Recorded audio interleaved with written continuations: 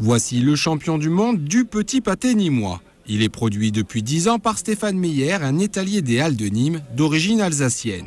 Son savoir-faire, il l'a acquis en 1988 à la Fourchette des Arènes auprès de Gérard Pagès, dont il reproduit depuis la recette traditionnelle. Pâte brisée, 100% de beurre.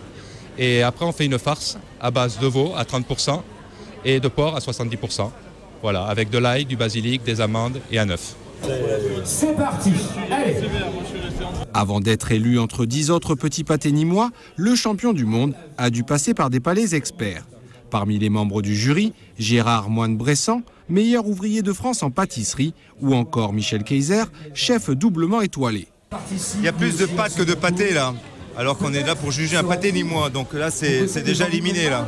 Il y a plusieurs candidats à qui on donne les mêmes produits pour faire une réalisation. Il n'y en a pas un qui va faire la même. C'est-à-dire quelquefois vous avez des choses, c'est tellement mal présenté que vous n'avez pas envie d'y toucher.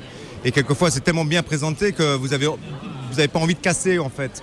C'est ça qui est beau dans la cuisine. C'est pour ça que c'est très complexe. Hein. On a l'impression que quelquefois les choses les plus simples, mais les plus simples sont parfois très complexes et très pensées.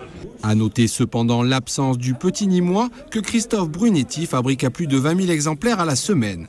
Un petit pâté estampillé sud de France et militant du goût qui a renforcé la popularité de cette spécificité nîmoise qu'il exporte en France et en Belgique.